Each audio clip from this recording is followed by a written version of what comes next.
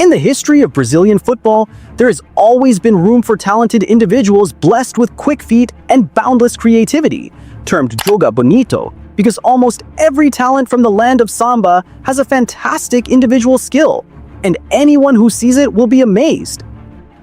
Famous legends like Ronaldo, Ronaldinho, and Neymar are among Brazil's finest products, boasting above-average skills. However, we've overlooked one who should also be considered one of Brazil's greatest. Even Brazilian legend Pele himself labeled the player his ideal successor, Robinho.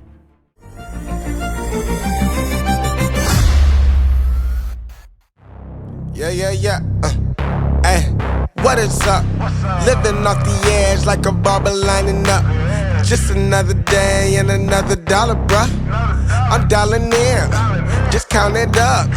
Another win, can't get enough. Watch me pivot in a clay for my love. He's my successor, Pele said in 1999 when Robson de Souza, also known as Robinho, was still 15 years old. A statement that reflected his appreciation for Robinho's abilities on the pitch. He was a master dribbler, sharp in front of goal, and adept at creating chances. The complete package in one player, and remember, he was only 15 at the time. 3 years later, Pele was increasingly convinced that Brazil had found a second Pele. Robinho led Santos to the Campeonato Brasileiro Serie A title, a title he repeated in 2004. Robinho's skills truly blossomed with Santos in 2004, scoring 21 goals in 37 appearances. Coincidentally, Santos is also the club that made Pele famous. The similarities between Pele and Robinho are fitting. They both played for Santos as strikers, with similar playing styles. His impressive performances attracted the attention of several European clubs in the summer of 2004, but Robinho remained with Santos after the Brazilian club rejected all offers. His performances then declined in the 2004-2005 season after his mother was kidnapped by armed men. Fortunately, his mother was released unharmed 6 weeks later after a ransom was paid. Although Robinho only scored 9 goals in 12 league appearances that season, his value continued to rise as his talent became increasingly recognized by European football's powers. During his 4 seasons with Santos, Robinho scored 81 goals in 180 appearances. This was quite a tally for a young striker. It was no surprise that Real Madrid and Barcelona were interested in the then 21-year-old Robinho. Santos also realized that it would be increasingly difficult for them to retain their star player. In July 2005, Spanish giants Real Madrid secured Robinho's signature and brought him to the Santiago Bernabeu.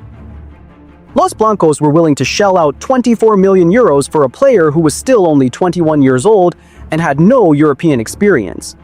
Robinho was so special that he was even given the number 10 shirt, previously worn by Luis Figo. Robinho chose Real Madrid over Barcelona because Los Blancos had a large roster of fellow Brazilians at the time. Los Blancos president Florentino Perez believes his club made a wise decision in signing the young Brazilian striker. His arrival at the Bernabeu was also greeted with great enthusiasm by Madridistas. They were delighted to have the player dubbed the next Pele join their club. Robinho, with his unique qualities, was expected to be able to match the abilities of one of Barcelona's stars, who at the time was his compatriot Ronaldinho, who also possessed impressive skills. Robinho's skills are no less impressive than Ronaldinho's. He's even been called a master of deception. His feet move swiftly over the ball to deceive opponents. His slender frame makes Robinho incredibly agile in tight spaces. Like Ronaldinho, Robinho plays with pure joy, often performing tricks that defenders don't expect. Unsurprisingly, Robinho played 37 games and scored 14 goals in his debut season. This seemed to signal that he would become a vital part of Real Madrid. However, the arrival of Fabio Capello as the new manager in the 2006-2007 season pushed Robinho out of the first team for whatever reason. As a result, Robinho spent most of the first few months of the 2006-2007 season as a substitute. Even after starring in El Clasico that season, he didn't make it into Capello's starting lineup. It wasn't until after the winter break that Robinho broke into Capello's starting 11 and went on to play a key role as Real Madrid won their 30th La Liga title that year. It was the third league title of his career. Despite being sidelined from Real Madrid's first team, Robinho was nominated for the Ballon d'Or in 2007, which was eventually won by his compatriot Ricardo Kaká. Robinho was named to the prestigious shortlist at the time thanks to his performances for Real Madrid. He was determined to win the award in the following years. Capello was subsequently sacked, and Bernd Schuster was appointed Real Madrid head coach. The new manager's arrival further enhanced Robinho's attacking prowess. He scored 11 league goals and provided 8 assists for Madrid in the 2007-2008 La Liga season, as well as 4 goals during Real Madrid's Champions League campaign. Unfortunately, Robinho suffered an injury early in the second half of the 2007-2008 season. He didn't fully recover to help Madrid against Roma in the Champions League round of 16. As a result, they were eliminated by the Italian capital club with a 4-2 aggregate score. However, a week earlier, Robinho had saved Real Madrid's La Liga title hopes with a brilliant performance, scoring twice on March 3, 2008, as Madrid defeated Recreativo de Huelva away. The match halted Barcelona's comeback and ultimately secured Real Madrid's 31st league title and Robinho's 4th. While the 2007-2008 season was both a proud and frustrating one for Robinho. In addition to the title he won, he also became the 3rd highest individual scorer behind Raul Gonzalez and Ruud van Nistelrooy, and the 2nd highest assist provider after Guti Hernandez. An extraordinary achievement that further paved his way to becoming the next Pele. However, rumors emerged in the transfer market that Real Madrid were considering selling Robinho in exchange for Cristiano Ronaldo. This upset him, especially as contract negotiations with Madrid had stalled. Despite his impressive season, Robinho failed to live up to the high expectations of Madrid fans. In 137 appearances for Real Madrid, he only managed 35 goals.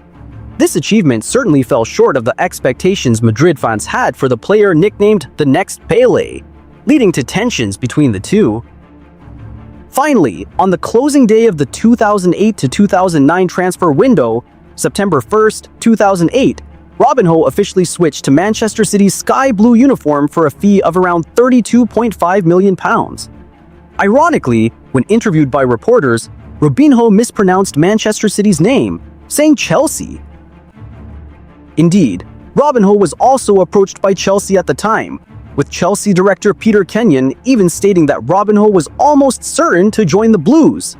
However, right on deadline day, Robinho suddenly switched sides to Manchester to reunite with 2 of his compatriots, Joe and Alano Bloomer.